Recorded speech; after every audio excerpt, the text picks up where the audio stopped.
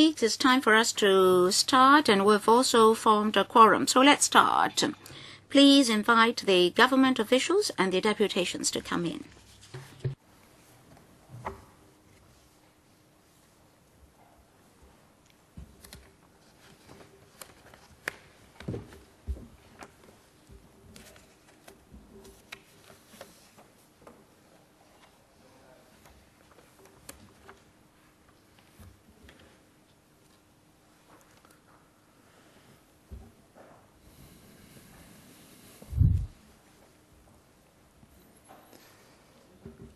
早晨，各位。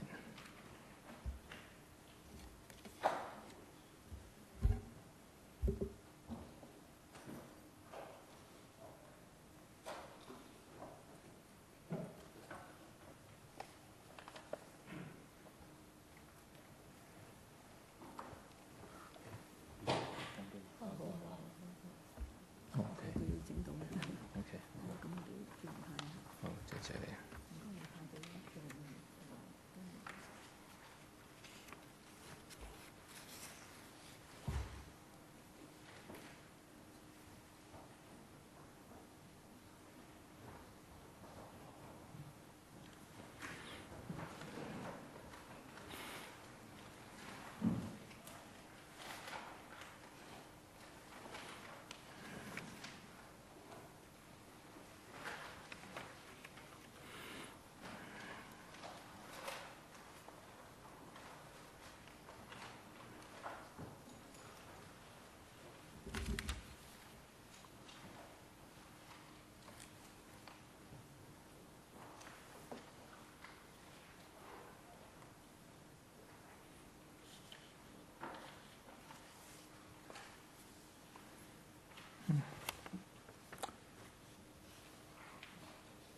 係咁多啦，啲團體。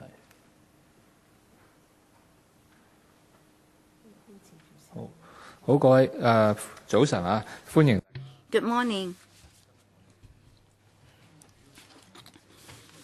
Tomorrow we're mainly discussing two issues. First is the current mechanism for placing students with special educational needs into mainstream primary and secondary schools. And then we have to discuss the new funding model for integrated education in primary and secondary schools. And today we have deputations and members of the public here. We also have representatives from the administration. I'll first invite the deputations to give their views first. I'd like to remind the deputations that they're not protected by the Legislative Council Powers and Privileges Ordinance. Here we don't have that many members, so for the deputations I'll give them 5 minutes each, and then I'll ask the Education Bureau and our colleagues to respond. First, Dr. WONG Chi-tak. Mr. Chairman, friends, good morning. I'm a parent of a student with hearing impairment. I support the education theory that normal children should learn together with their counterparts. That is to facilitate their future integration into society. And children can learn to care about others on various fronts. This is definitely a win-win situation. However, ancillary facilities and measures in education are not perfect, thus leading to problems. Problems are not streamed and categorized. These students are distributed amongst all schools, and so everybody is angry. Even I, as a doctor, find it very difficult with this, and schools and teachers also have difficulties. Although curricula have been given to teachers, but the contents are too broad and time is limited, so it is not easy to do this well. To enhance our education policy, we must have more resources for the special students, and we must have appropriate facilities and measures. We should not, first of all, disperse these students into all schools. We should concentrate them into certain schools. My daughter has hearing impairment, and there are assistance from sign language teachers and support from these teachers. So all these SEN students can learn well so that they understand more the textbook contents and curricular contents. But without such a measure, students with hearing impairment have met with difficulties in selecting schools and other respects. I have personal experience in this. I've got support from the Center for Sign Linguistics and Deaf Studies of the Chinese University of Hong Kong. I hope that this model of teaching can be adopted. Thus, our education system can be improved, and then more information should be provided to our parents for reference. Besides, I hope that Department of Health officials can visit schools and organizations to lecture, particularly to explain the characteristics of these SEN students and their needs, so as to alleviate misunderstanding and partial opinion.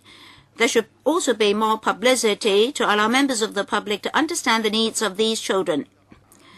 From the schools of my son and daughter, I participated in PTA activities, so I have very in-depth experience in this.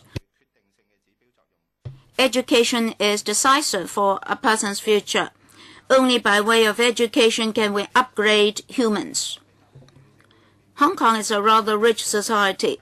The provision of quality education is the responsibility of the government. Everybody should be equal. There shouldn't be differential treatment. However, without support for students with hearing impairment, with no sign language support, we've been running everywhere to gather support and assistance. Sometimes we're really exhausted. All along, this should be the responsibility of the government. The government should subsidize the education expenses of SEN students. As for the level of subsidy, it's really frustrating.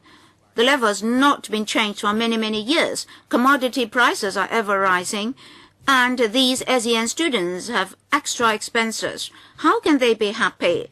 The government should immediately review the mechanism to see whether the subsidy level needs improvement. An improvement should be made immediately to ease the plight of parents and educational organizations. Finally, I'd like to say that I graduated from St. Paul's College. Decades ago, we already had students with hearing impairment. After 30-odd years, my son studies in the same school. He tells me that some students with hearing impairment are studying in matriculation classes. I said that's not strange. All along we've been growing up in this sort of integrated environment. I hope that these SEN students can study in my alma mater and grow up together with other students. So these are some encouraging words for you. Thank you, Dr. Wong. I also graduated from St. Paul's College.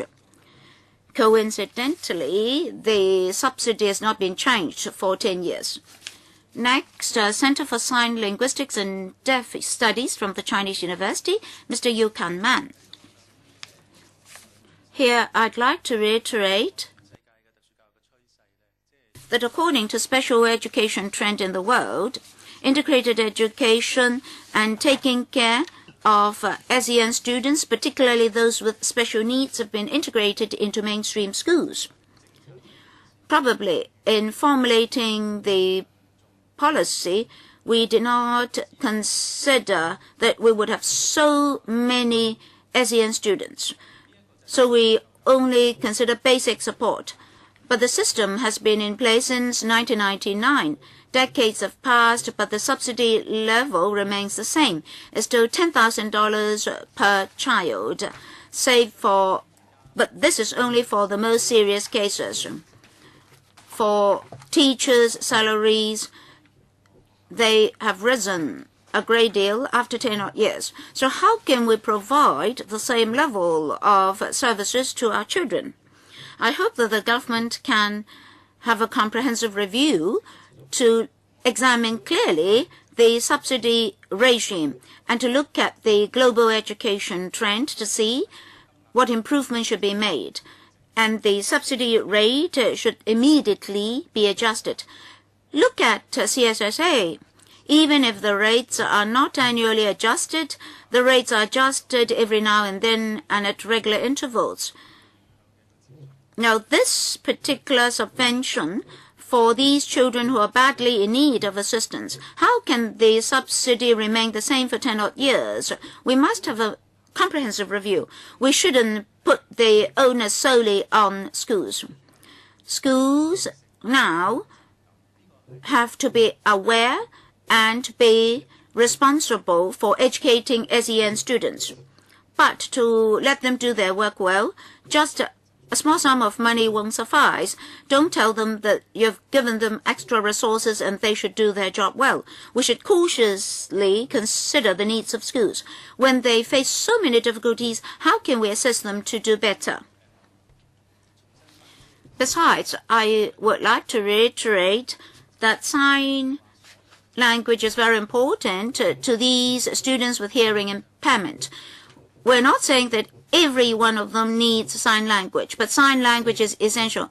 I have a 5-year-old child coming to my program. He told that he got the artificial hearing aid, but during the operation, his ear was open, but that was futile. That happened to the other ear, but again, the operation was futile. But because this student lacked the nerves, it's impossible for the student to have the cochlear implantation. So, can such a child rely on verbal language? He doesn't even have the basic language foundation. When he came to me at 6 years old, he could only muttered single syllable words, like that. So how can you ask such children to go through difficult curricula? We should share their feelings and sentiments and see the plight of the parents. Dr. Wang's daughter wears a hearing aid, but she has a high IQ. Well, they need the assistance of sign language, and they don't have the opportunity to study in mainstream schools, and they can only study in special schools where sign language is provided. I hope that we can follow the international standards and see what we should provide to our children. Lastly,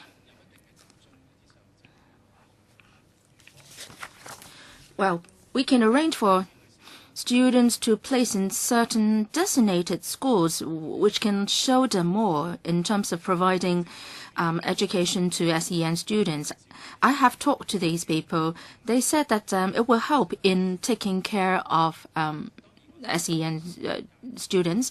I understand that not every school is willing to take on that task, but if there are schools who are willing to do so, can't we encourage them more?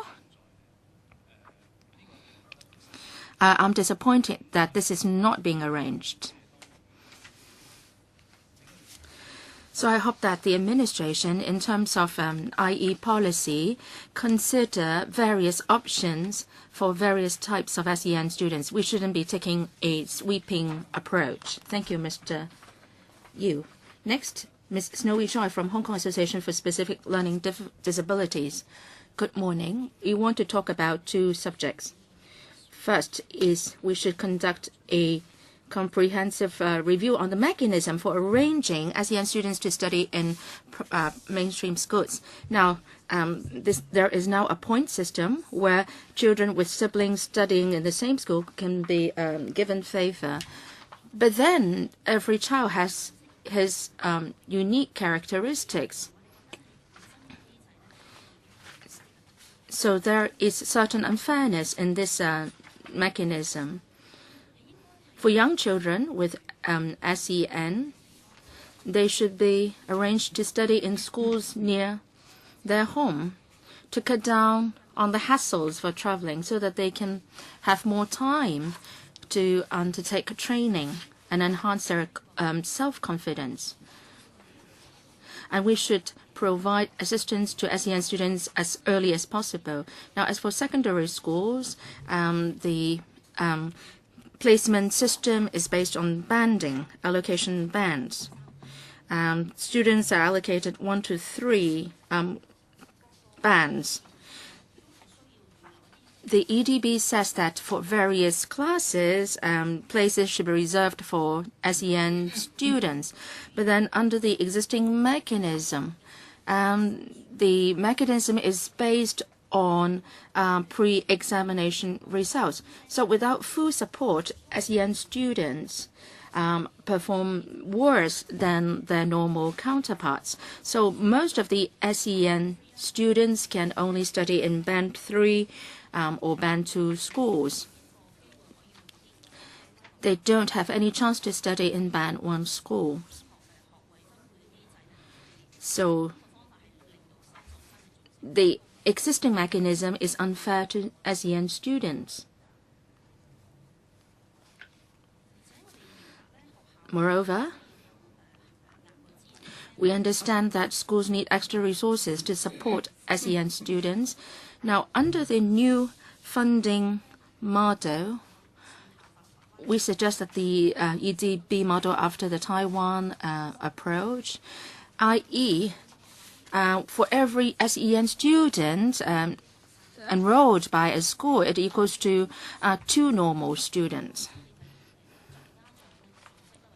Also, parents lack of information in selecting secondary schools for their children.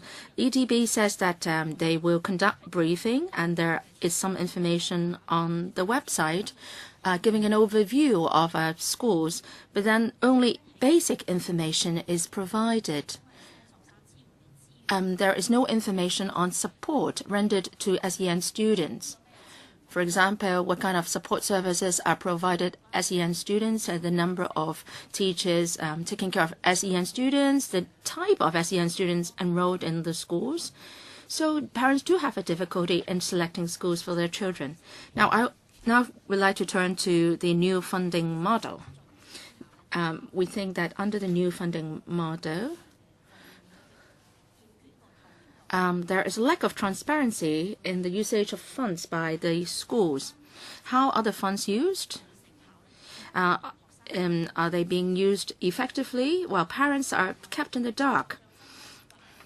And in fact, most schools don't establish IEP for students. Even if students have completed 1 year of education, we don't know whether the IEP or the study programs are effective. So we suggest that the reports submitted by schools annually should have quantifiable items like whether there has been improvement in the academic performance of students. So such reports should be signed by both the parents and the schools before they're submitted to the EDP, so that the parents will be fully informed of the students' progress. So parents' opinions should be reflected in various ways too. So we suggest that the school board or the PTA should comprise a representative who is a parent of SEN students, so that these bodies are well informed of SEN students' needs. Now, some SEN student teachers, they are sort of teaching on a part-time basis because they have other duties to attend to. So there has been an onerous workload on the part of the teachers, and the teachers don't have enough time for SEN students. So we believe that there should be an independent post of a teacher taking care of SEN students in the school. Thank you very much, Ms. Choi, or Ms. Choi. Well, perhaps I would now like the administration to respond. Now, before we do that, I have asked for additional information from the EDB. So I think the government has given the relevant information, in particular on the number of students, distribution of students under the 3-tier intervention models, the number of schools benefiting from the program, unit costs of special schools, and so on. Now, as for the 3-tier intervention model. I think the figures are not very clear here. I am asking for the number of students in the different categories or tiers. We know that there are some 30,000 students, and they are categorized by the types of disabilities, but not by the tier 1, tier 2, or tier 3. So Mr. Young can perhaps supplement on that. And the 3 deputations also talked about designating certain schools for designating types of SEN students. That has not been done, and then the subsidy level has not been raised at all in the past year, and also information provided to parents is insufficient. So, Mr. Young, can you respond to all these points? Thank you, Chairman.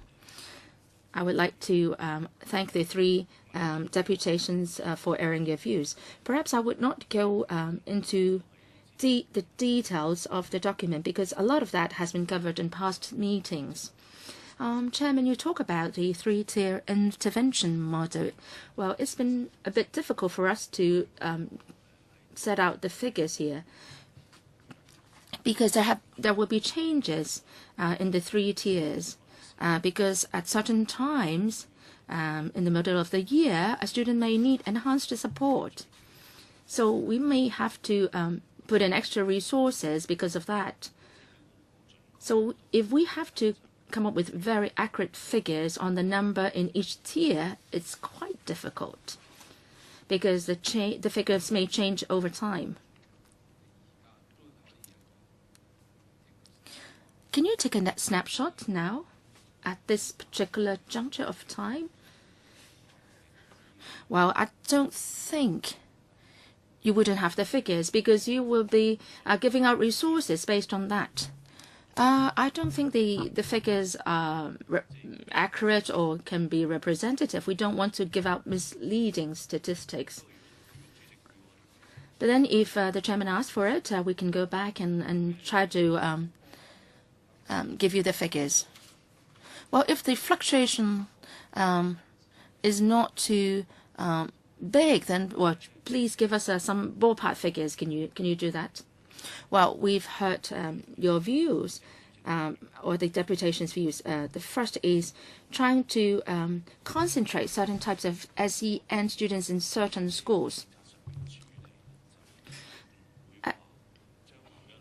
When it comes to our policy, we would not be sending certain SEN students to certain schools, apart from, say, special schools. In the mainstream schools, we are sending them to schools everywhere. Now, say, if we want to send hearing impaired students to, say, 3 to 5 schools, it may be more convenient in a way in terms of management and administration, and in terms of resources, they may be economic efficiency. But then this may run against the concept of integration. And in actual implementation, we may have difficulties on how to designate these schools. Will these schools be given a say on this, or will the EDB make certain decisions? What criteria should we adopt? There may be some difficulty.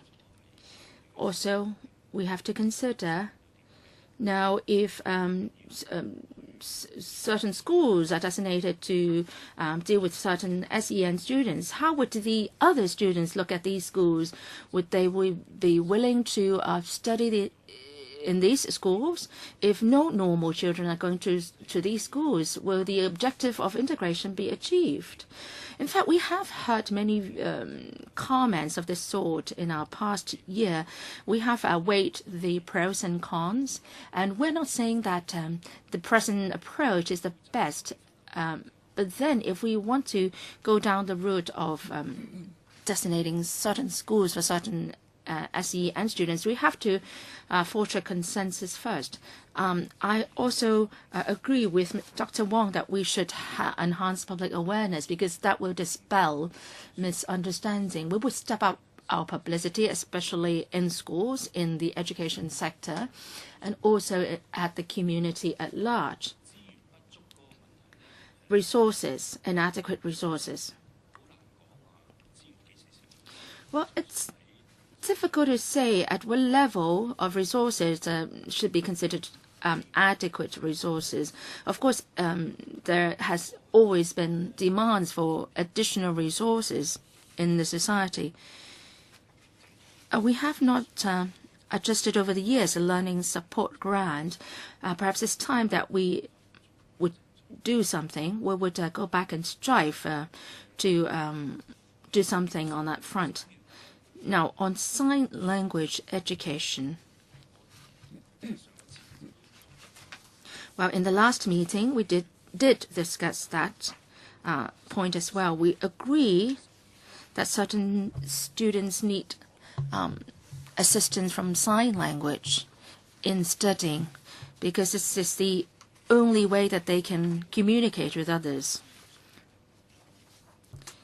So in terms of our resources, we don't object to schools providing sign language teachers based on actual needs in the classrooms and in the schools.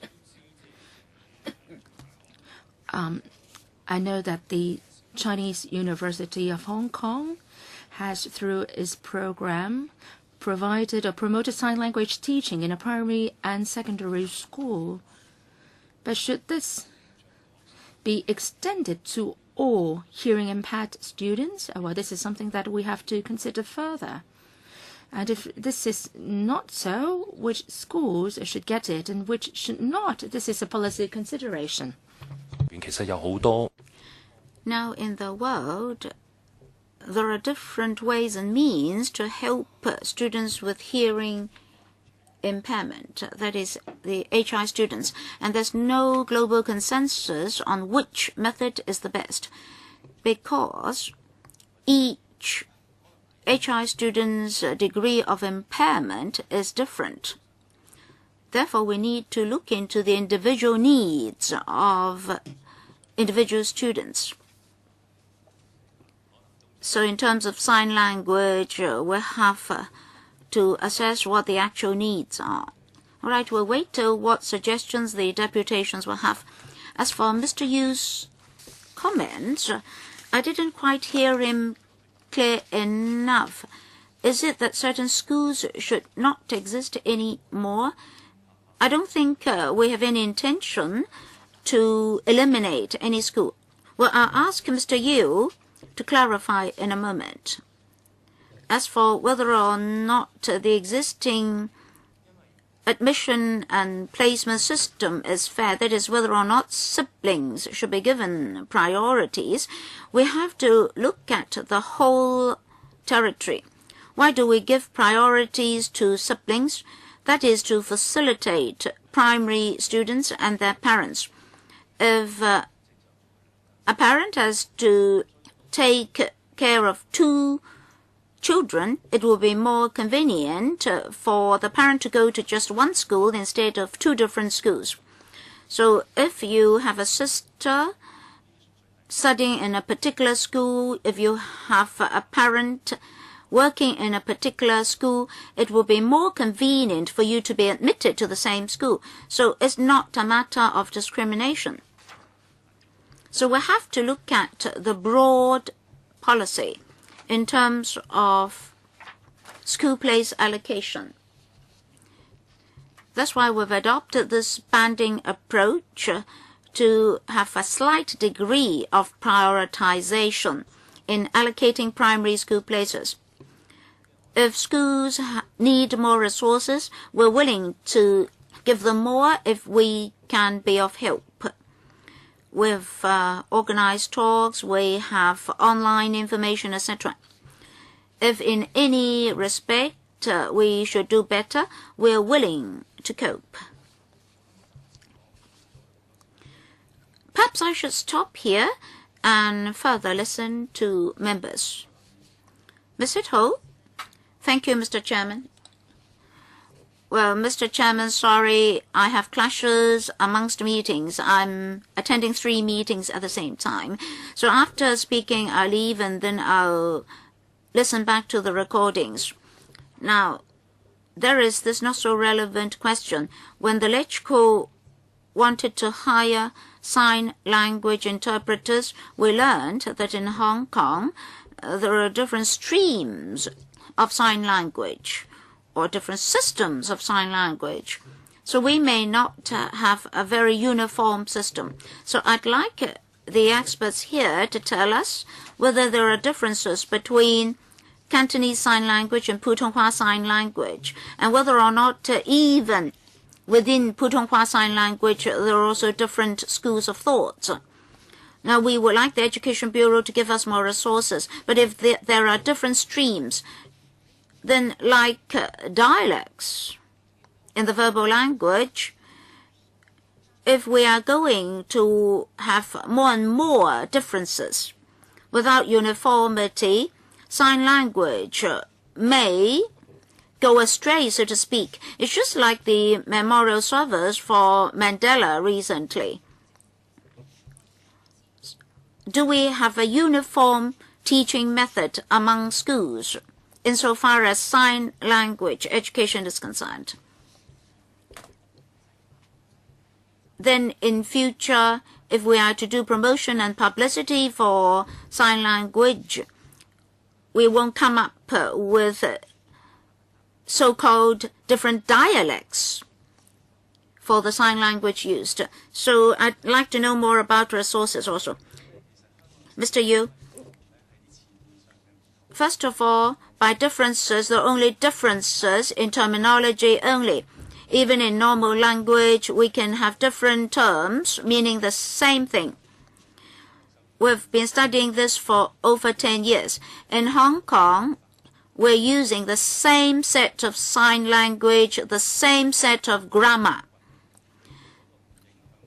Even for the word see or watch, we can use different expressions, but they mean the same thing.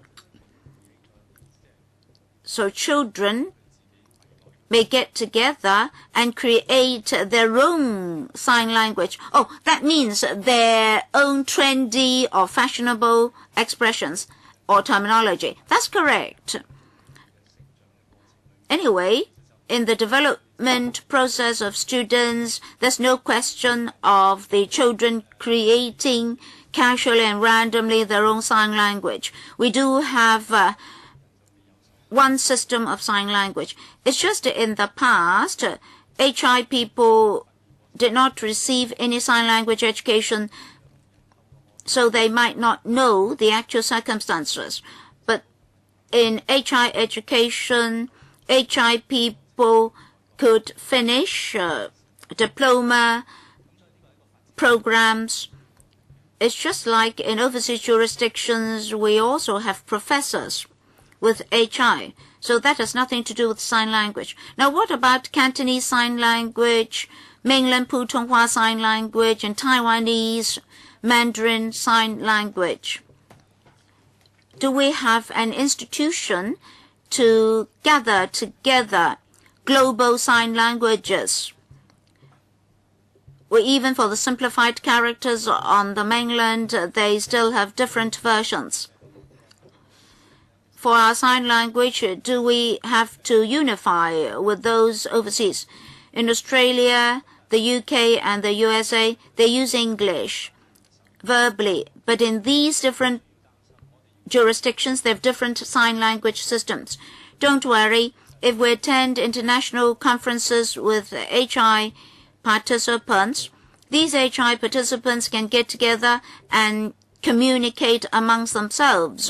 No problem at all for themselves, but not for me, because sign language, it's a language supported by body language, gestures, and so forth. So, the HI population is a multinational population. They have less difficulties than we people with normal hearing. the more educational opportunities they have, the more exchanges they have, the more they participate in society. Sign language can more and more easily be developed and promoted. In Chinese university, we've been promoting sign language education. We've never heard any HI individual tell us that they don't understand us. Well, thank you. Language is something living. From what you said about sign language, sign language does have a foundation. It has its own grammar and so forth. So we don't need to worry too much. We don't need to unify everything. May I have some response from the administration in response to Ms. Sito's remarks about resources? Thank you, Mr. Chairman. According to the information available to us, yes, apparently in Hong Kong, there are different streams of sign language. The professor said that amongst HI people, they can communicate with one another with no difficulties. But sign language does differ even from organization to organization. Are there really difficulties? It depends on the actual operations. In 2012, the Quality Education Fund allocated a sum of subvention for 3 years to a Lutheran school. And that program was to set up a new vocabulary for HI individuals, mainly in terms of education and teaching. So that's a program for developing a sign language vocabulary or glossary. Because we need to enhance the vocabulary of HI people. As far as I know, the vocabulary for sign language is much smaller than that for normal language. Sometimes sign language may not be sufficient. Well, maybe I'm wrong. The professor is the expert here, but that's the information I received. For sign language, in terms of particularly expression of difficult concepts, there may be difficulties. So we would like to develop a more extensive vocabulary for sign language. All along, we've been supporting the Rehabilitation Commission's working group on sign language. It's mainly for the promotion of the use of sign language in schools. Mr. Leung Yiu-chung, Mr. Chairman, originally I did not intend to speak on sign language, but as our colleagues have started with sign language, I have to say something about this. Later, I'll go to the EOC to lodge a complaint. I think there is discrimination in the promotion of sign language. Press releases are not supported by sign language. And with the Parent Association, I'll very shortly complain to the EOC. I'll also complain to the Education Bureau. Just now, the Undersecretary used an excuse to evade the responsibility of promoting sign language. Sign language should not just be promoted amongst HI students. We should promote it on a territory-wide basis. You cannot just allow HI people to communicate amongst themselves. Otherwise, these students cannot integrate into society. I think these students should get integrated with the mainstream society. But if members of the society do not understand sign language, there'll be a communication breakdown, and we do not have enough sign language interpreters at the moment. Then HI students will always live in their own world only. This is very incorrect in society nowadays. Now, go to the hospital. If you want to consult a doctor, if you have hearing impairment, you may not be able to communicate with the doctor. And on one occasion, coincidentally, there's a person who knew sign language and he helped with an HI patient. And then in another case, when a wedding went on in City Hall, there's no sign language interpreter. And everybody got tied down and they just didn't know what to do. So you must not only let the HI students communicate amongst themselves only, because you're talking about integrated education. You're talking about education. Integrated education, i.e. is not that simple. You must let these students integrate with society. So in all secondary and primary schools in Hong Kong, sign language should be studied in the same way as the study of English. This is very important. So, Under Secretary, don't use this excuse that there are different schools of thought. Otherwise, HI individuals cannot communicate with society. You say there are different schools of thought. This is Kunlun School. It is different from other schools. So how can this go on?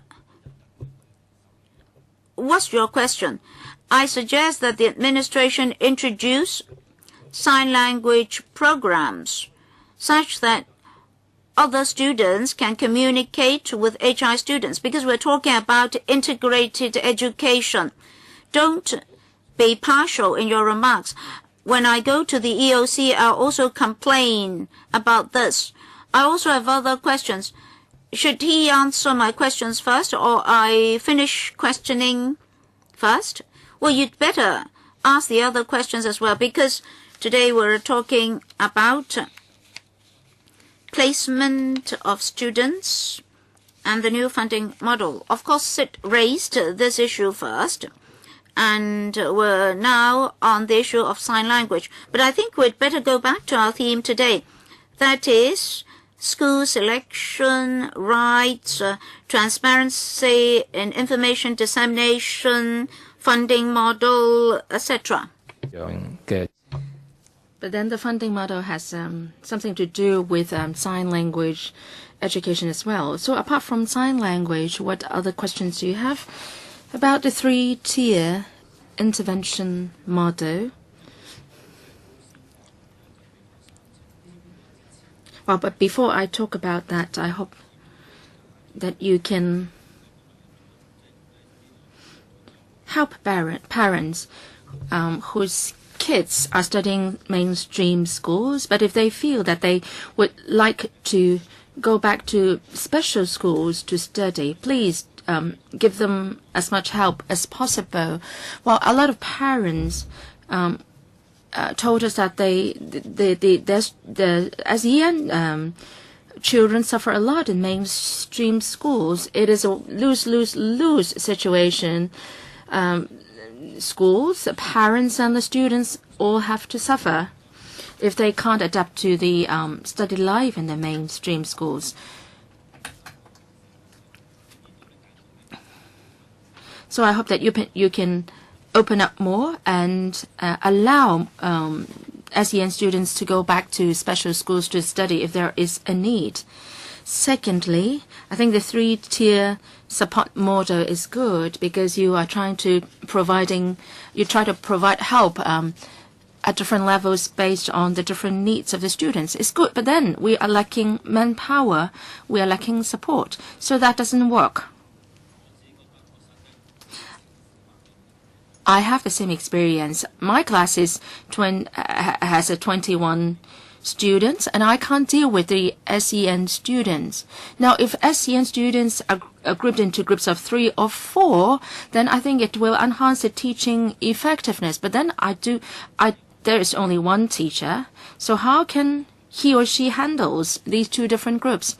Now, as for whether resources are adequate, if you are talking about $10,000 to $20,000 for every student per year, how many teachers, extra teachers can you hire?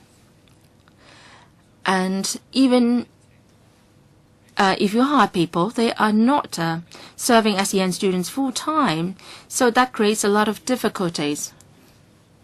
Now, even if the schools want to buy outside services, not many bodies provide such services, especially there is an acute shortage of professional therapists and professional people. One psychologist has to take care of 4 to 6 schools. So every week he or she can come to a school for a couple of hours. How many students can he take care of? So can you employ more full-time schools dedicated to taking care of SEN students? Well, it doesn't work if you don't have enough manpower. All right, 3 questions, Mr. Young. First question, sign language. Should we include this as a compulsory subject in primary and secondary schools?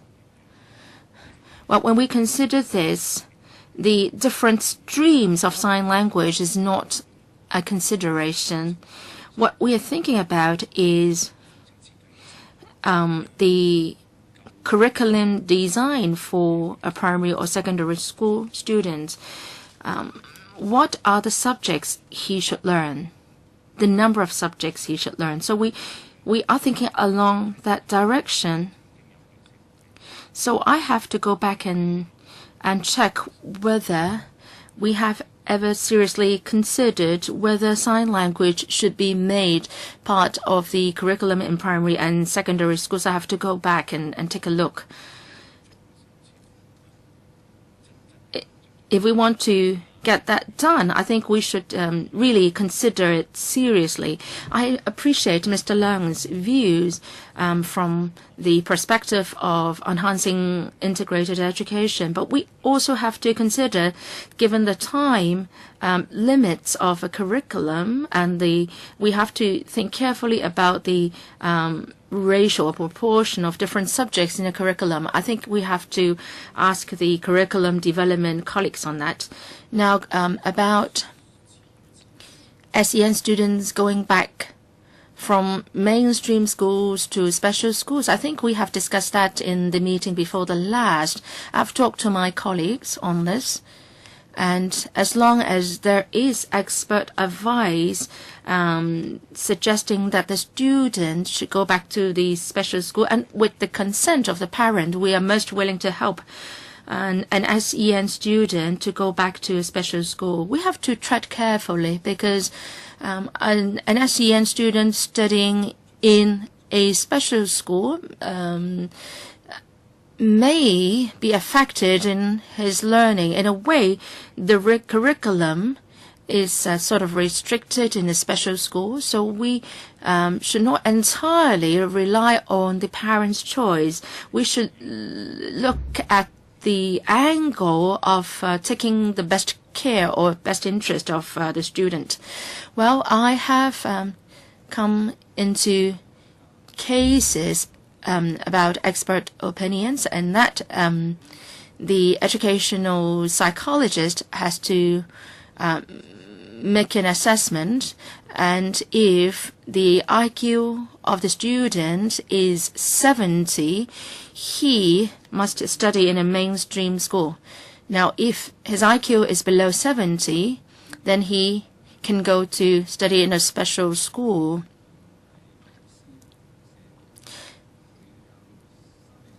Now, in that mainstream school, the education psychologist, the teacher, the social worker, and the parent of this particular case all wanted this student to go back to a special school, but then because the student had an IQ of 70 or 71 or 72, he could not go back.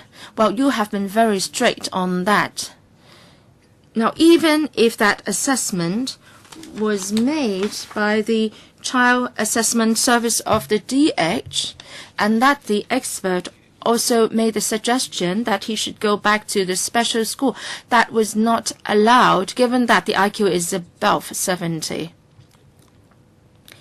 Well, internally, we have discussed that, and we agree that we should be having some flexibility in this sort of matter. We have to look at the situation on a case-by-case basis. Perhaps several experts may hold different views, but we have to work as a team. But then, as long as an expert says that this child should go back to a special school and then there is parental consent, then he can be allowed to go back to a special school. Well, please deal with it in a flexible way, because there were indeed cases where students are not allowed to go back to special schools. Now, the three-tier intervention model, the subsidy level is around $10,000 to $20,000, and there are no extra support measures. Can you give extra manpower? Well, in our paper, we said that apart from this subsidy of $10,000 to $20,000, there are other subsidies like enhanced speech therapy grant, and in secondary schools, we have additional teachers to take care of the low academic achievers.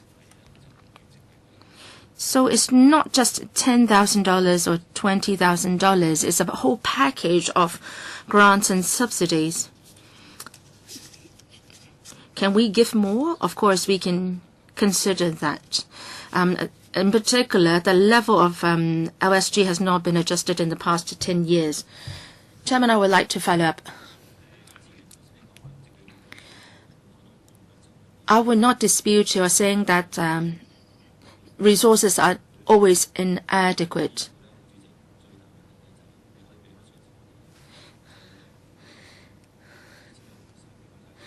Well, in fact, there are some schools which have not been able to use up all the grants and are giving back to the grants to the EDB because they failed to buy services from the society. They really can't help those in need.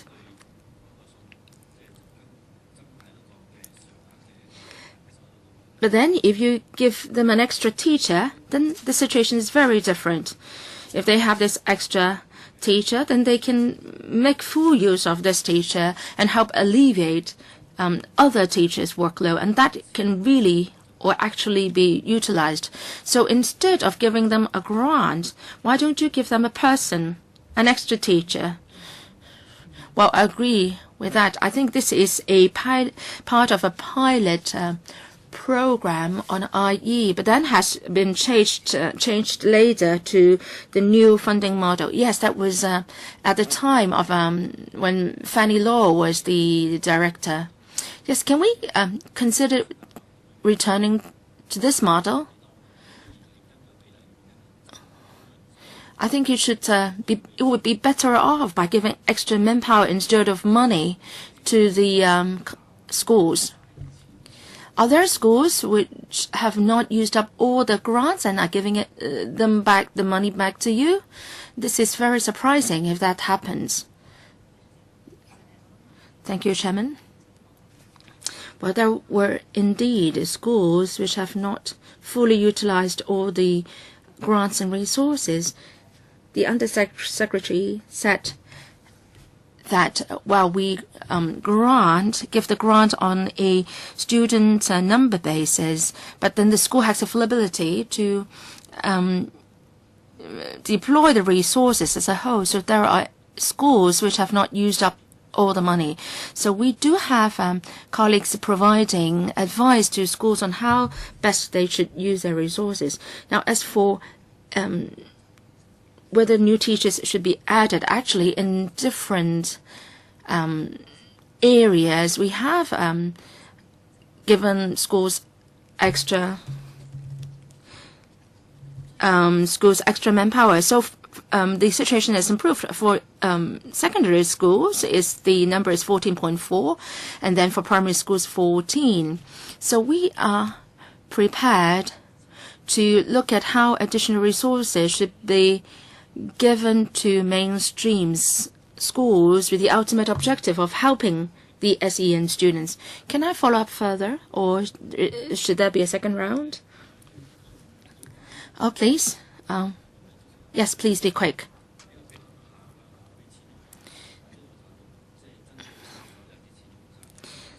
There are schools which have not fully used up all the money.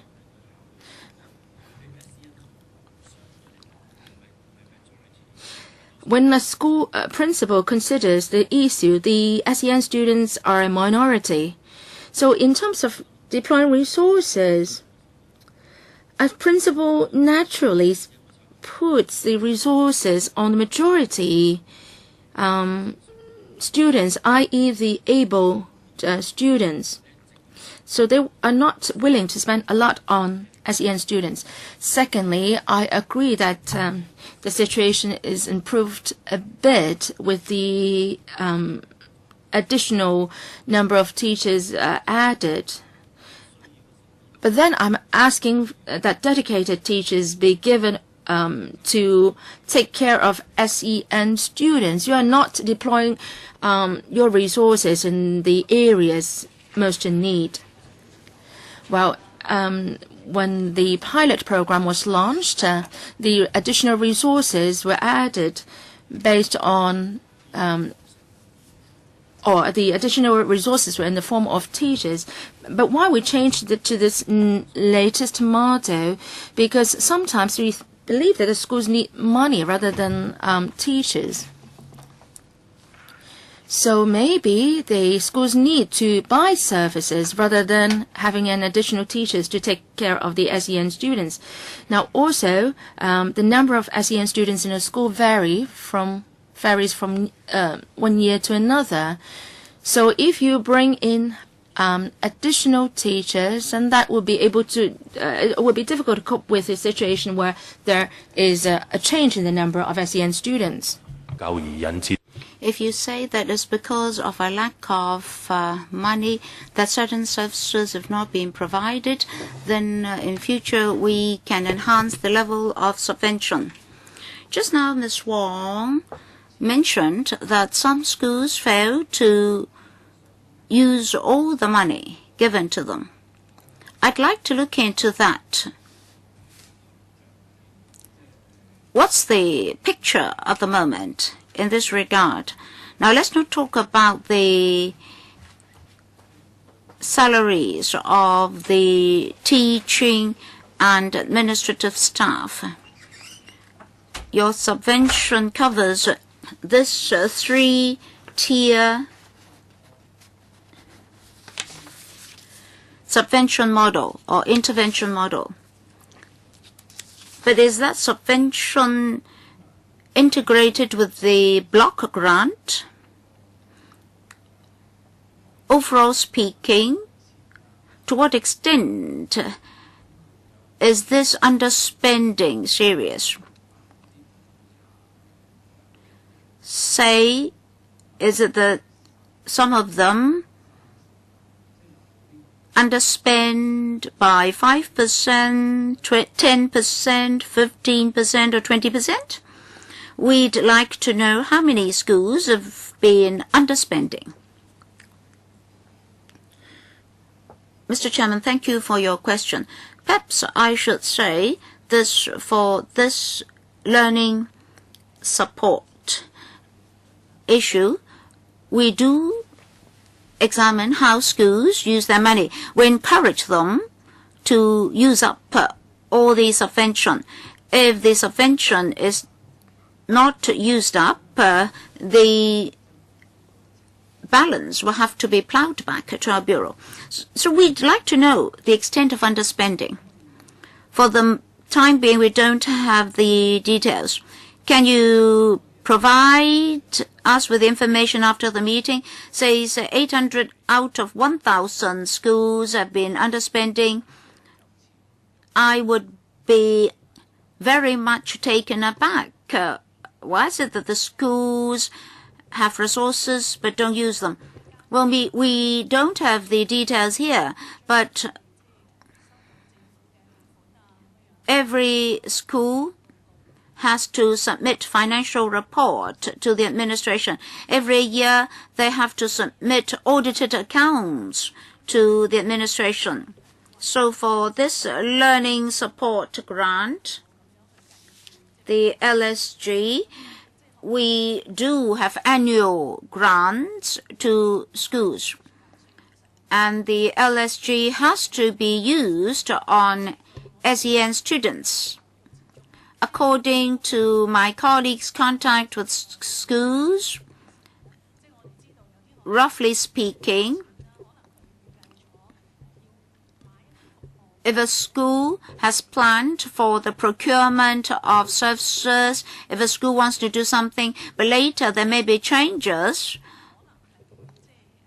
that have caused the plan to fall through, so that school may not be able to use up 100% of the grant. But any surplus will have to be plowed back to us. According to my frontline colleagues, there are not that many such cases. For primary schools, probably all of them are in the range of 10%, and maybe dozens of schools are involved only. So please, after the meeting, provide us with details about plowing back of funds. Deputy Chairman, and then I'll ask the representative from Caritas, who has just arrived. I'll give the floor to the Deputy Chairman first. Thank you, Mr. Chairman. I have to attend another meeting in a moment. The first question that I'd like to ask is related to the subvention mode. Most teachers told us that the previous pioneering model is better than the new model. So can you later give us more information? For the pioneering model, there were actually people going to schools. But now, for this new model, only money goes to the schools. But people or personnel are more important than money. Now, who can answer this? Of course, it's difficult to say what level of subvention will be adequate. I believe resources will never be adequate. But I think we need to find a reasonable level of subvention before we can say that resources are adequate. And then when this subvention is converted into materials and human resources, etc., we have to study whether or not SEN students get their entitled services. If that can be attained, then we can say that resources are adequate. Otherwise, it's not adequate. Say if you give a school $10,000 to $20,000 per student, say if there are 10 SEN students, then annually the school gets 100,000 dollars. Now, how can this level of resources be converted into materials and personnel? I think school principals will have difficulties. So we have to find ways and means to convert this $100,000 into, say, materials or human resources. So we have to examine whether or not the level of subvention is enough. But now we're also talking about different categories of special needs. At the third tier, the subvention is $20,000 per student. So overall speaking, for allocation of resources, we have to study at what level will subvention be considered sufficient. Well, otherwise, if I tell you to buy a mobile phone, but I only give you $300, well, if a father treats his son like this, the son will tell the father, oh, you're fooling me. My second question is related to today's theme, that is school admission. I understand that even after students are admitted, they may be transferred to other schools. So do you have a record on how many SEN students with specific names, specific classes, numbers, etc., and to which tier they belong, who eventually shifted to another school, and then what the target schools are, that is, to what schools they're transferred, etc., etc. Do you keep a record of all these particulars? Why am I asking this? Because we know that SEN students who are placed in mainstream schools later attend other special schools, and the numbers involved are quite numerous. And then for the direct subsidy schools, the DSS, they are not duty-bound to take on SEN students. If my observation is correct, in the process of integration, SEN students are not treated well. That's why we have this relocation exercise, so to speak. SEN students may find them incapable, or they may not have sufficient resources to study in mainstream schools. So eventually these students are relocated to other schools. If we do not solve this problem, then integrated education will never attain real success. This is a very important indicator. If an SEN student can get settled in a mainstream school, can get along with other students very well, and if teachers in mainstream schools are very receptive, then it's genuine integration. So that's a very important integration indicator. So can I have some responses to these two questions? Under Secretary, well, listening and listening, I somehow got lost on what honorable members are asking. Well, relocation, so to speak. Perhaps I should answer that question first. I think that question involves in-depth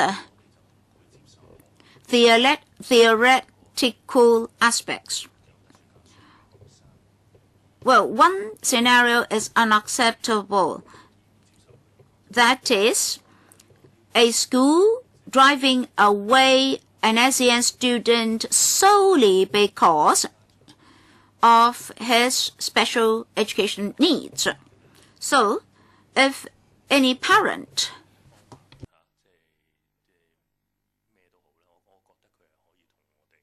discovers that a school uses all sorts of ways and means to drive out an SEN student, he should approach us. Well, maybe the initiation does not come from the school. If the parent feels that his child is not well taken care of in the school, then he may seek a relocation. So my question is simple. Do we have sufficient resources? I'd like to have a comparison between the old pioneering model and the new model. And my second question is about archiving. That is, do you have records of these so-called relocation cases? If so, I'd like to know the distribution of schools involved. You mean bands 1, 2, and 3? Well, for primary students, they don't have this banding approach. Well, at the level of P6,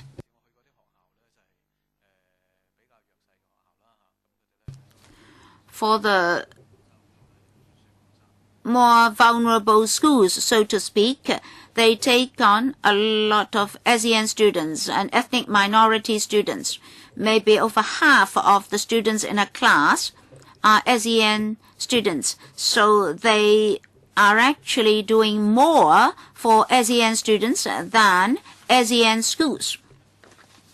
For the P1 allocation system, this will not happen because at least half of the pupils are not admitted through the discretionary scheme, is through the allocation scheme, the central allocation scheme. Mr. Chairman, we can go back and look into this. But even if we have the information, how to interpret the information is important. You may ask why this school has so many ASEAN students. Maybe the answer is that that school has performed very well in taking care of ASEAN students. So parents like to choose that school. But of course, we can try to gather the data requested by the honourable member. But I think we have to be very careful before drawing any conclusion. But it doesn't necessarily reflect that there is some unfair treatment behind. The parents may choose a school which is not a band 1. Well, parents may have their children admitted to a band 1 school, which may not take good care of their children. So they may opt for other schools. When parents choose school, their decisions may not be towards the so-called very good schools as agreed by all. They have to take care of the needs, character of their own child. So we can go back and take a look. Now, as for what level of resources would be considered adequate, we can try to take a look. It would be difficult to compare the situation in the past 10 years with today's situation because we've undergone a lot of changes. It would be difficult to compare the two models in that regard. I understand that for the schools, the more teachers you have, the better the job will be. So we would look at the overall situation.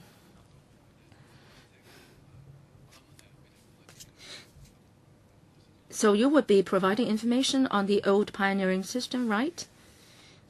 Well, as to the results, well, they would be open to interpretation by different people. Do you have records? I agree with the Undersecretary's remarks that we should be very careful on how to interpret the figures. I agree that to the possibility you mentioned. But then with the records, we will be able to track the situation and try to identify the problem and to try to find out the reasons behind. So does the EDB have such records, Ms. Wong? Thank you, Chairman. Why the switch over to the new funding model? That's because we want to give schools more flexibility to provide services. 10 years ago, some professional services also existed, but then under the new model, schools have the flexibility to bring in, say, extra personnel like teaching assistants. We do have some old records But as we said, we have to tread carefully on how to interpret these figures. Now, for primary schools, 100% of them take in or enroll SEN students. And that's because different schools in Hong Kong have different characteristics, and so parents may choose different schools based on these characteristics. Now, for reasons like relocation of homes and other reasons, students may be transferred to from one school to another. Well, it may have something to do with their adjustment in the schools, but not necessarily that the schools are not providing sufficient services. Well, so we encourage schools to communicate more with parents on their children's needs. We hope to provide more professional support to schools on how to best support SEN students. So, Ms. Wong, if you do have such records, please give us some figures. There are 8 types of SEN students. The number of transfers in primary schools and secondary schools compared to schools with no SEN students. Well, the figures on people moving their homes will not differ from families with SEN or non-SEN children. So if we find that SEN students are transferred more often than non-SEN students, then that may be a problem. And it may be because that SEN students have to be transferred from one school to another for various reasons. Well, perhaps we can divide up the figures in based on the Band 1, Band 2, Band 3 schools.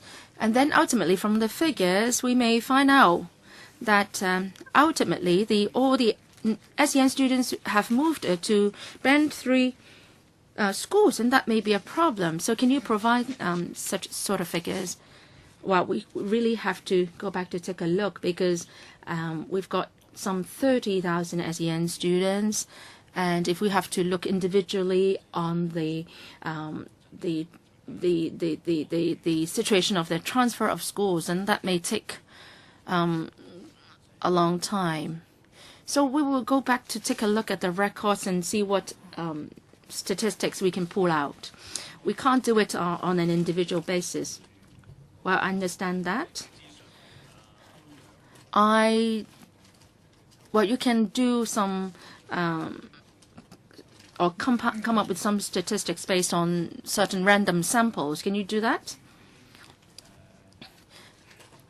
Or better still, you can allocate some resources to the academia to do the statistics for you. Yes, I think I got what you wanted to have as far as the statistics are concerned. i.e., whether there are factors affecting the SEN students' ability to adapt to a schools, and that may lead to the transfer from one school to another. So I think we have to really look at the situation carefully.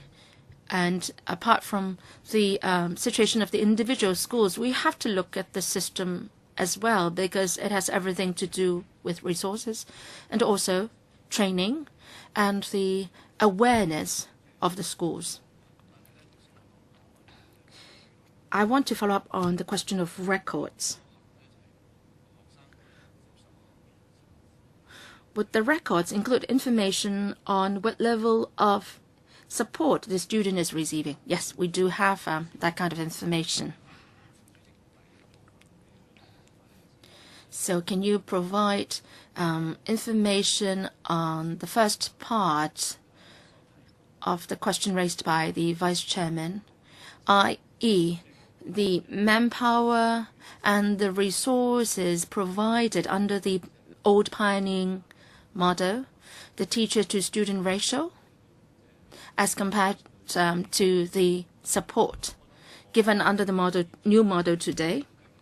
Yes, we can give you information on the support under the new old model. Mr. Tam Yu Cheung, Chairman, I don't have a lot of experience in this policy area, but I've heard many views expressed at this panel.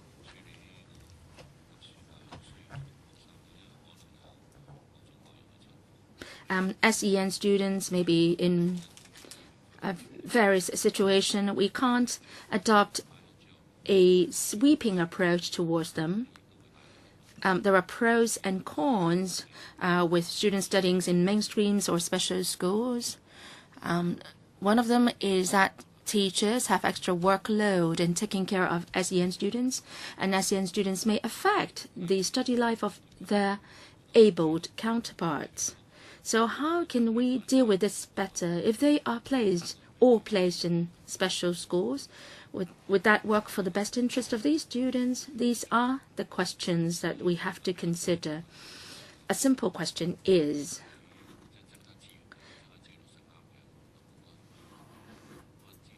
giving more resources to this area. But how the resources should best be used? I heard views or remarks that resources have not been fully utilized and they are plowed back to the EDB. Then can we do better, or can the extra resources be used on employing additional teachers? But we shouldn't, or we should never expend all the resources just for the sake of exhausting them and not putting them to the best use, and that's not good. And also, I think the assessment work is crucial.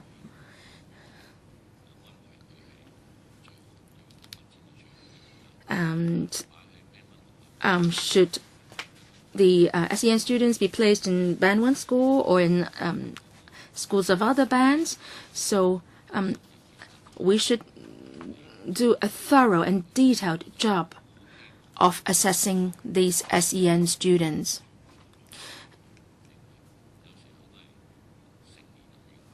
And we should not be being too subjective in making our decisions. Sometimes we take decisions only from the adults or parents' point of view. But what works best for the students, we should take care of that as well. Now, for DAB, we support an increase in resources, but the crux of the matter is how best to use these resources so that SEN students are given the best support. Now, as to whether everyone in schools should learn sign language, I'm not familiar with this area. Now, if the curriculum for schools is so packed to these days, and shouldn't we be adding an extra subject which is not of much use to the students? Well, I heard the news yesterday about the memorial service of Mandela, and I was surprised. And then the sign language interpreter didn't work that well. And this is just that the person doing it was just having schizophrenia at that time. So I was quite surprised by this piece of news. I am not familiar with the level of sign language interpretation in Hong Kong here. But perhaps the service users can provide some feedback to us on the standards of sign language interpretation in Hong Kong. This is something that I want to know too. the response so far that I've received is that the standard of service of sign language in Hong Kong is quite good, at least for the service provided at electrical here.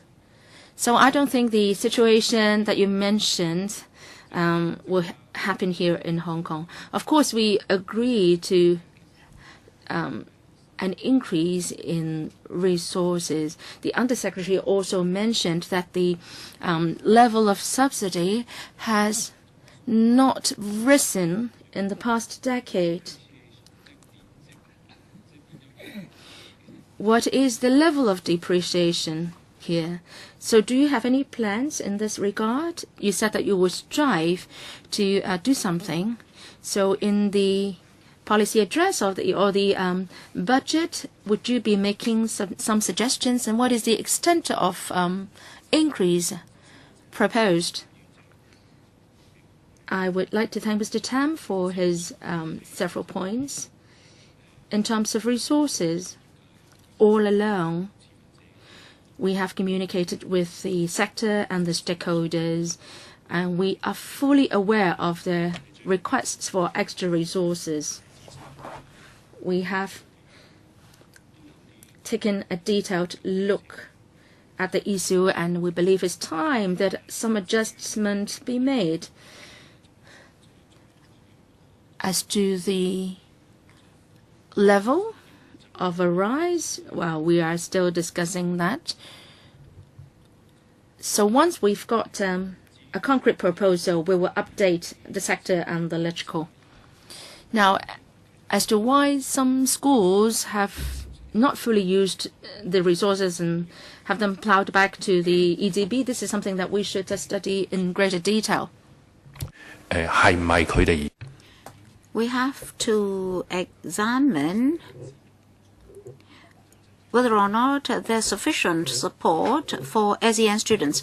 I'm not forcing schools to use up the money, but if support is not adequate, if there's room for improvement, then we must do something to assist them in making improvement. Say, if suddenly the SEN students enrolled by a school belong to the same category of impairment, probably they can save some resources. Anyway, we have to examine whether or not schools have been underspending. We have one more representative from the deputations. So I'd like to give the floor to Ms. Rainbow Wong, a member of the parents group of SLD Community Support Project, Caritas. Mr. Chairman, for SEN students studying in mainstream schools, the concept is good.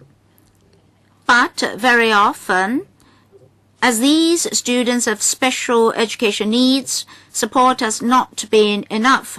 I'm also a parent of a child with learning impairment or difficulties. Sometimes these SEN students don't have sufficient resources.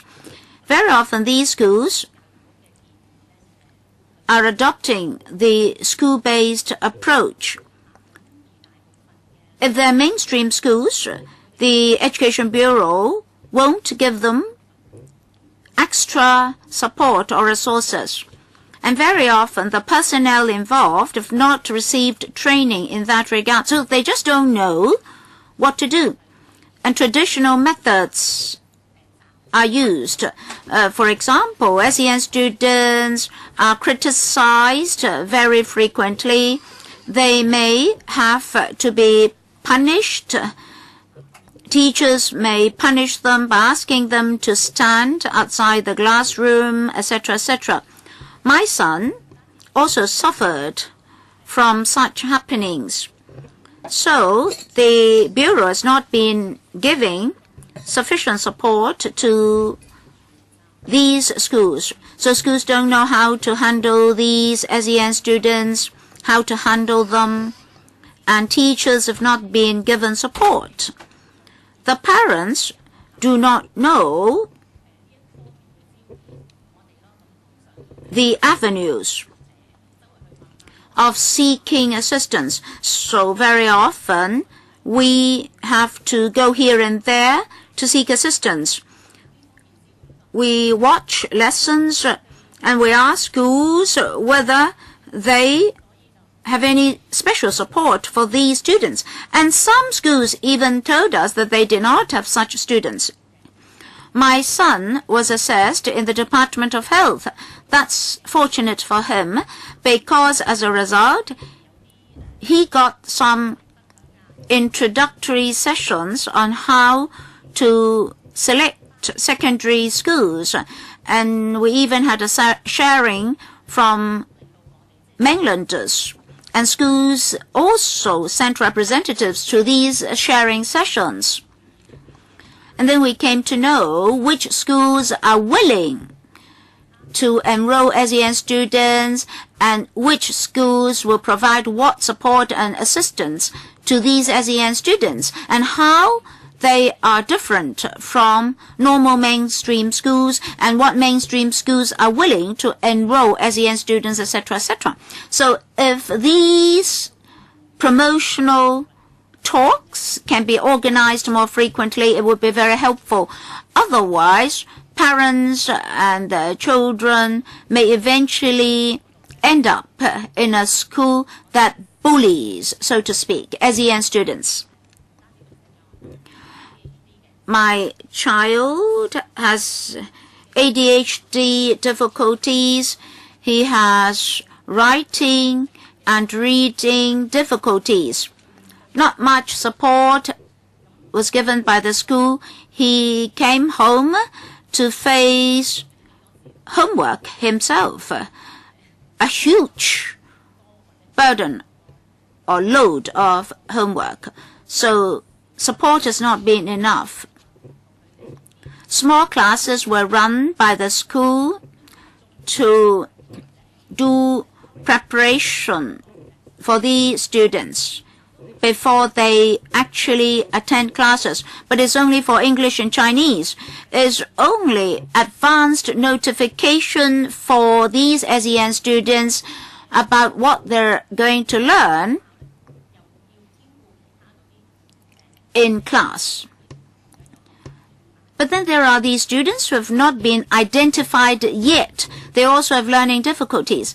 But schools always say that resources are limited, so they cannot take good care of these students. And school principals also told us that they knew the problem, but there's nothing they could do.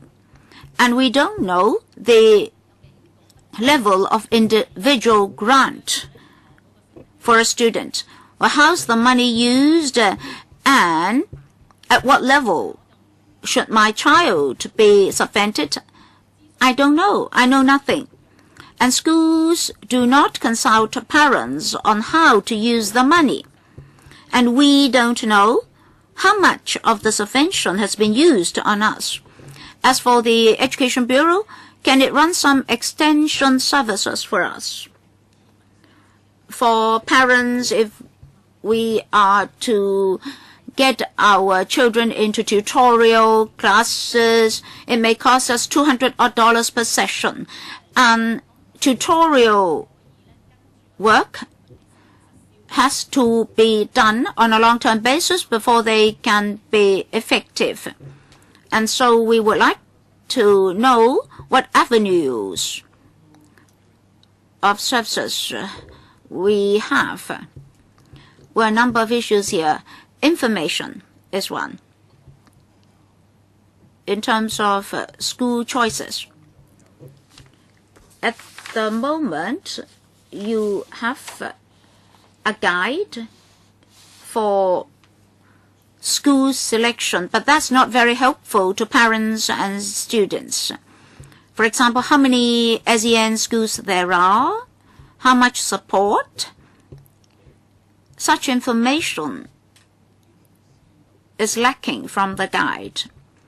And what expertise the teachers have, what support services are being provided by what schools to SEN students?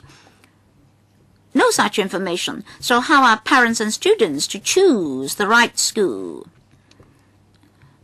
They rely only on voluntary agencies and exchanges amongst the parents themselves. Can you enhance transparency? Mr. Chairman, perhaps I should ask Ms. Wong to say a few words about what information we've been providing. Now, overall speaking, we're willing to provide more information to assist parents in their choices. At the same time, we have to be careful. In principle, under our education system, all schools have to take care of SEN students.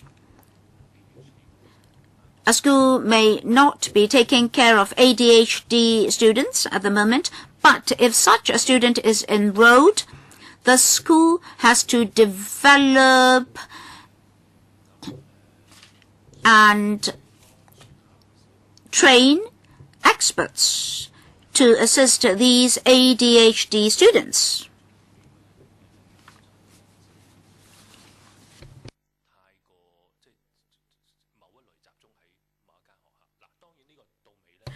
We must guard against excessive focus of resources on particular schools.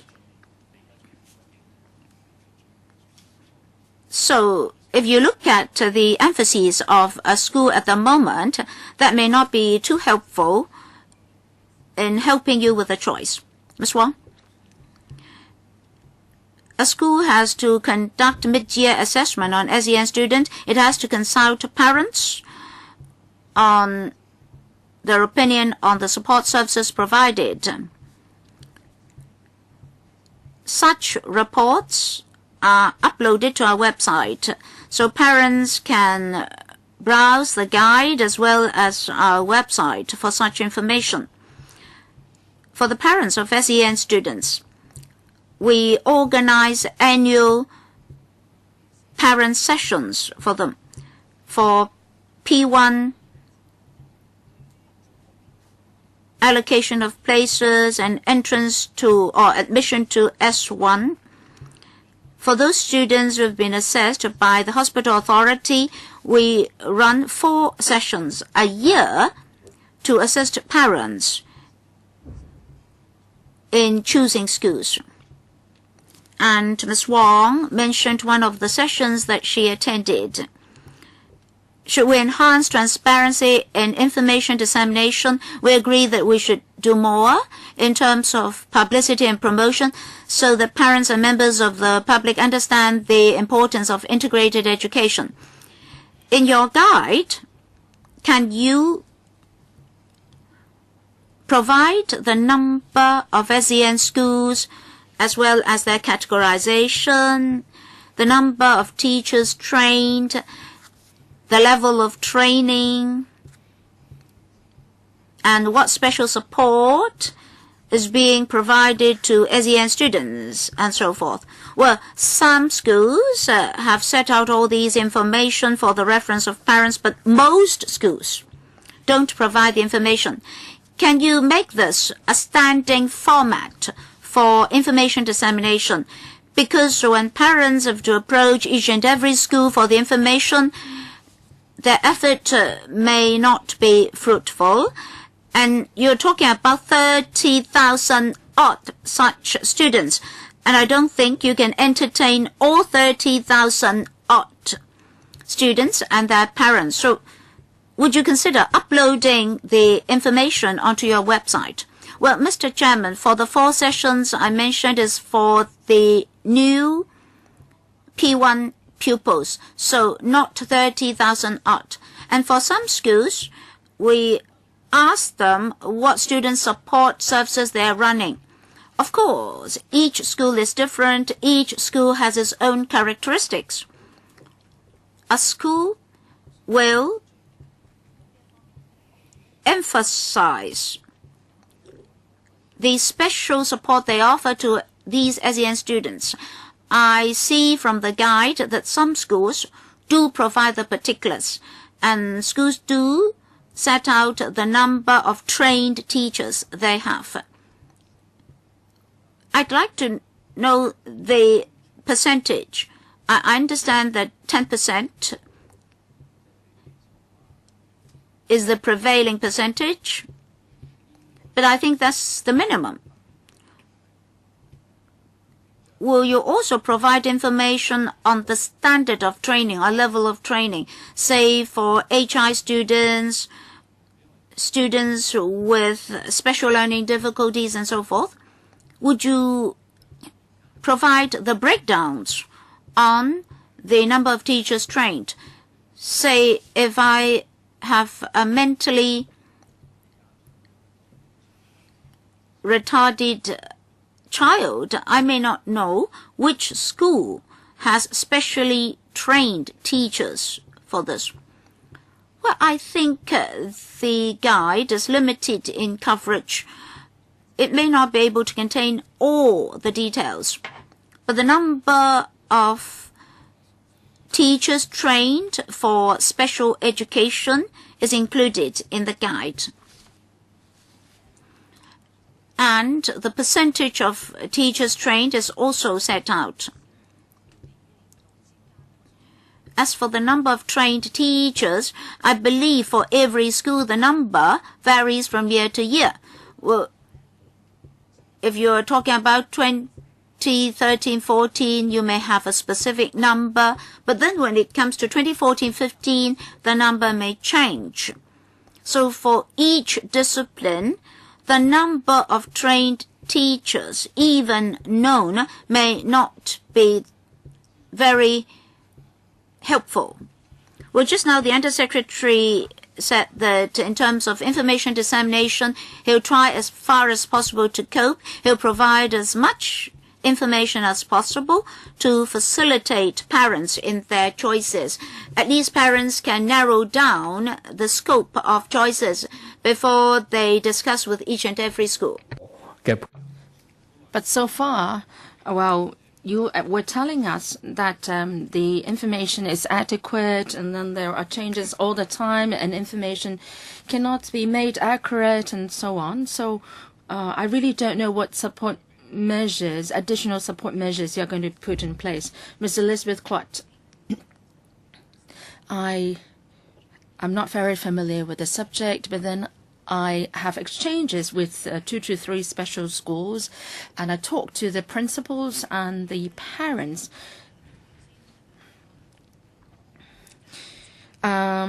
Their comments are similar to those made by Caritas, and parents said that their children first studied in mainstream schools, but they had very terrible experience, and then teachers didn't know how to deal with them, and they were bullied in schools, and the self-esteem of their children was hurt, and they had to go back to special schools in the end. And the principals of these special schools told me that students of such type are a large number, i.e. students returning from mainstream schools to special schools, and they have a difficult time in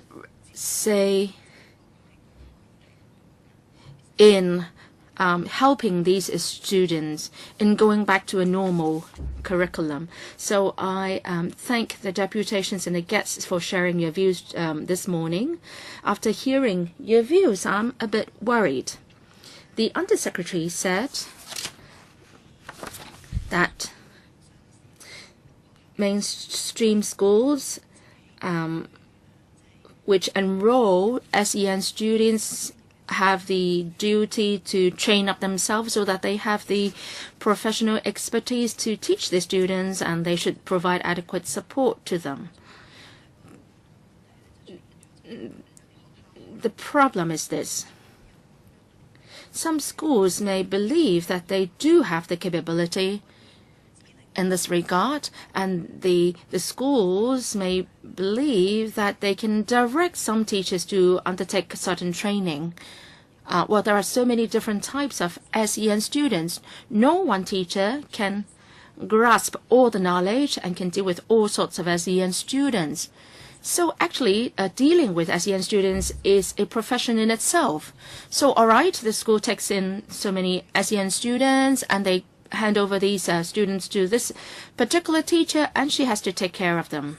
Is this a practicable practice? And the teachers get exhausted all the time because they already have a problem in dealing with the abled students.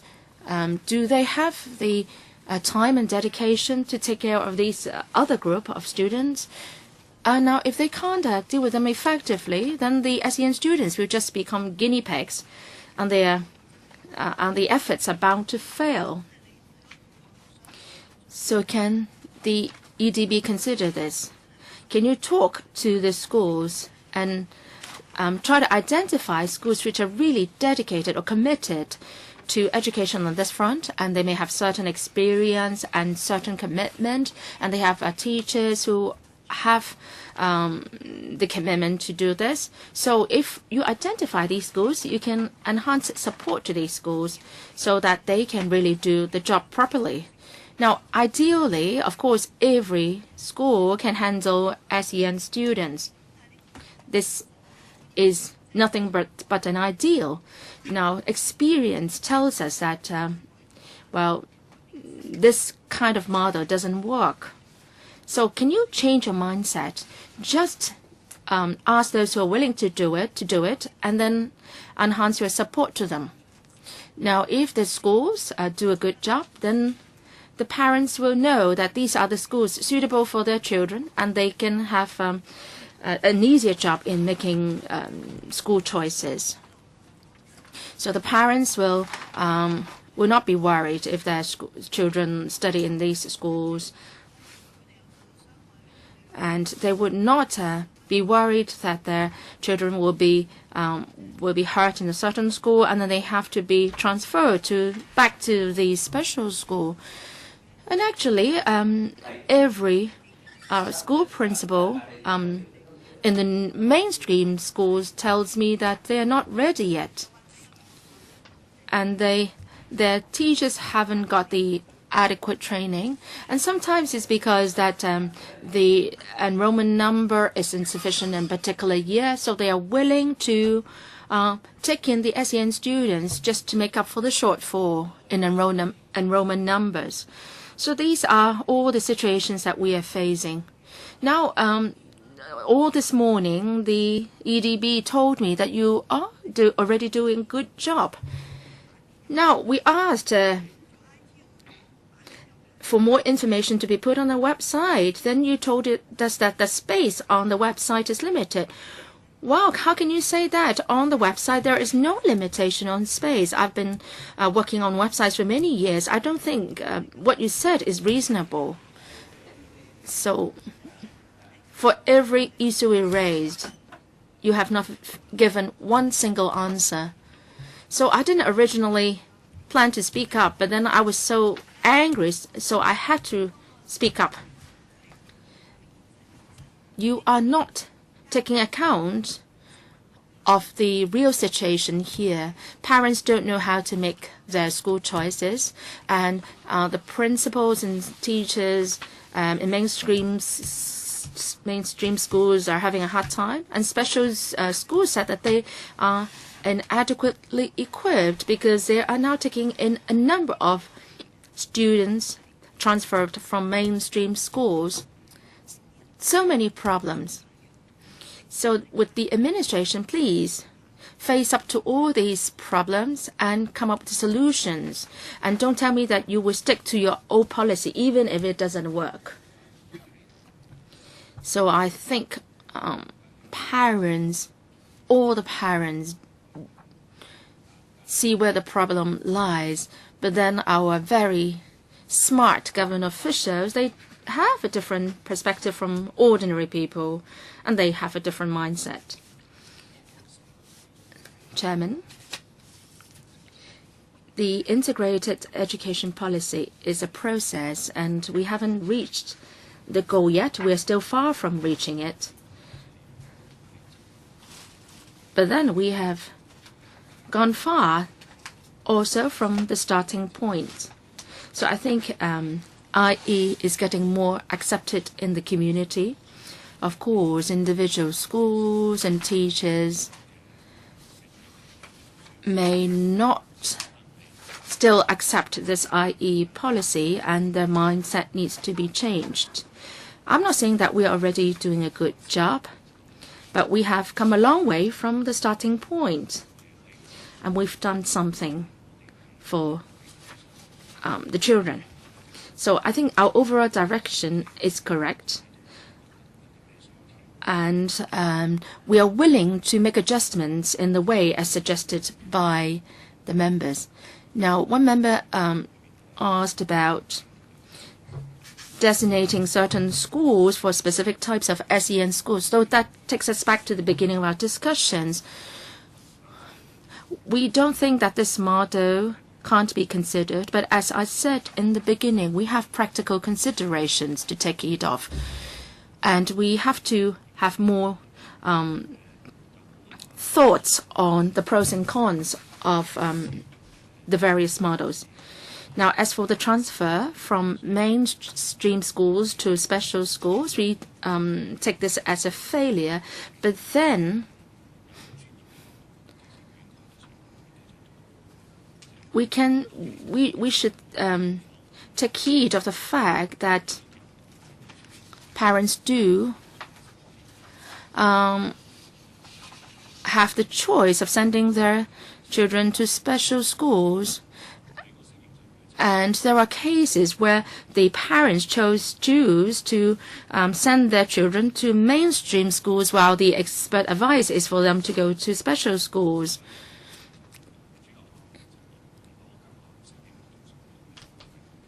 So if children are found to be suitable for mainstream schools, if they found that this school is not suitable for them, they would normally go to another mainstream school, and it's very seldom that they would be transferred to a special school.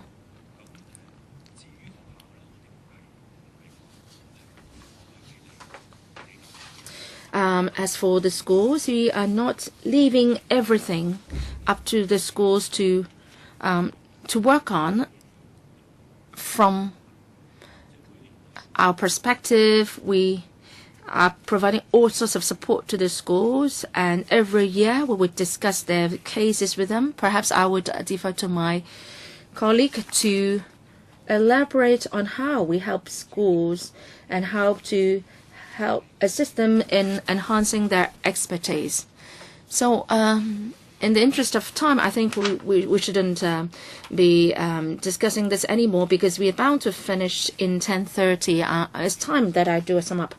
Well, I just want to say that we are giving expert advice to schools which have not the experience to deal with SEN students. Of course, we know that you are giving support.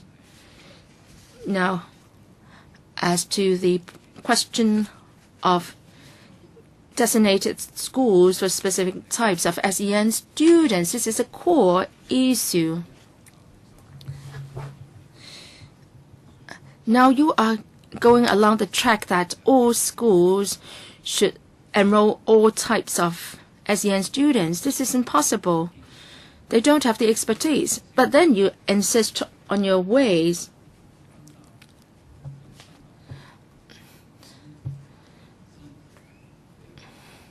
You said you would continue to study this model, but our students can't wait any longer.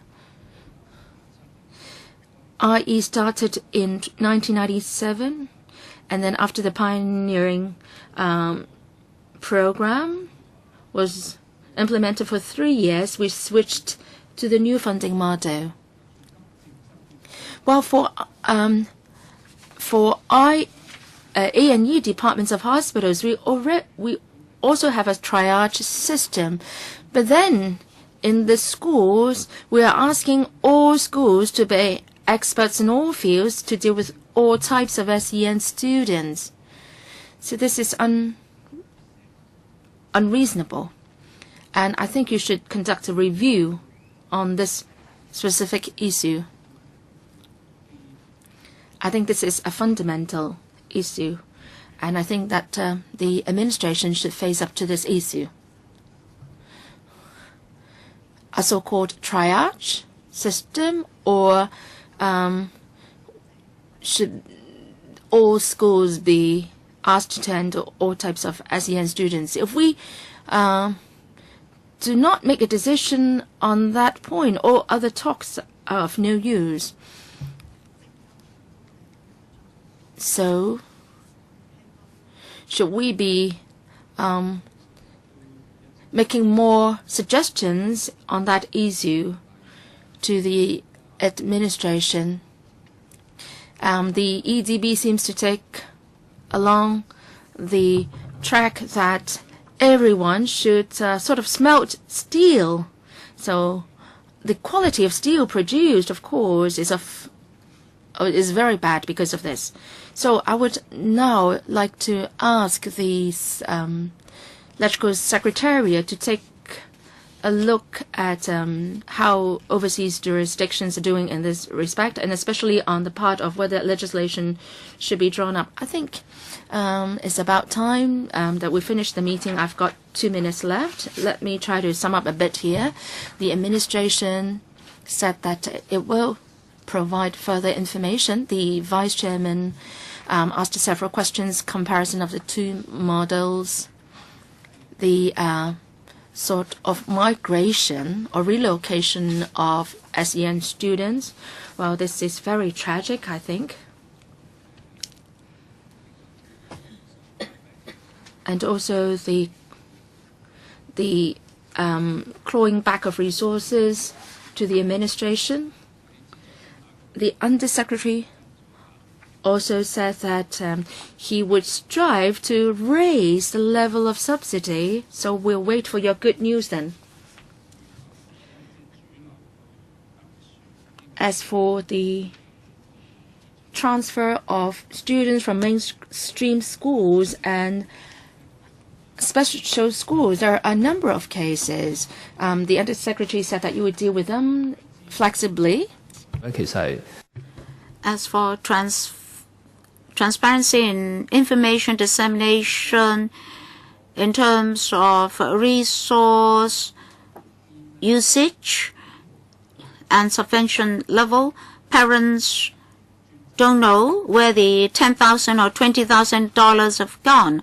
Of course, schools will say that the grant is used on SEN students, but parents do not know the details. So you should enhance the transparency in this regard such that parents will know that under the new model, the grant is used on their children, even though changes have not been made in the past 10 to 20 years.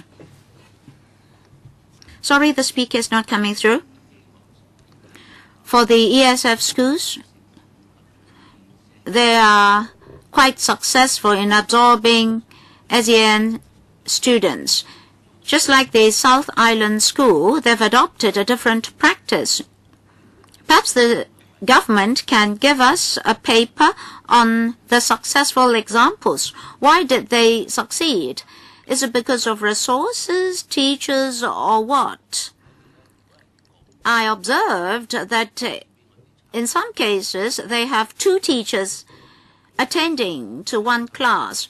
I think such information will be useful to parents and students. I think we should allow SEN students to study in an appropriate environment. Although they stay in the same class as the mainstream students, they are given special care. Up there, I only heard of unsuccessful cases. Mr. Chairman, this is not the first time we're holding a meeting on this. Why don't we learn from the successful cases?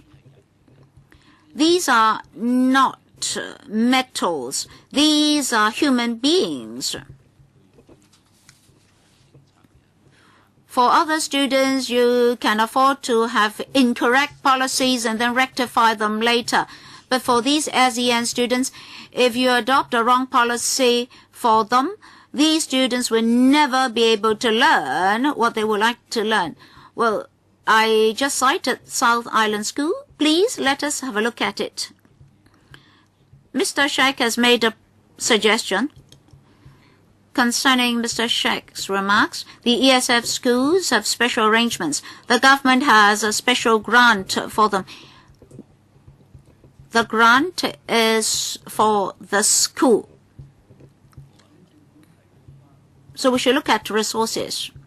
So the administration should provide us with some information on the provision of services to SEN students by ESF schools, and we'd like to know the subvention details. And later, please give us the rough number of students for the 3-tier model, just rough figures. Mr. Leung Yu-chung, we discussed legislation in other jurisdictions. Did you mean SEN students? I would like our own Library Services Division to do a research on Taiwan's situation. I hope that I can have an explanation on the operation of SEN schools in Taiwan. Well, Taiwan is absolutely a place of reference for us. All right, our next meeting will be on the 14th of January at 2:30 p.m. We'll discuss teacher support and training, how to improve school facilities, and so forth. So please take note of that. Meeting adjourned. Thank you very much.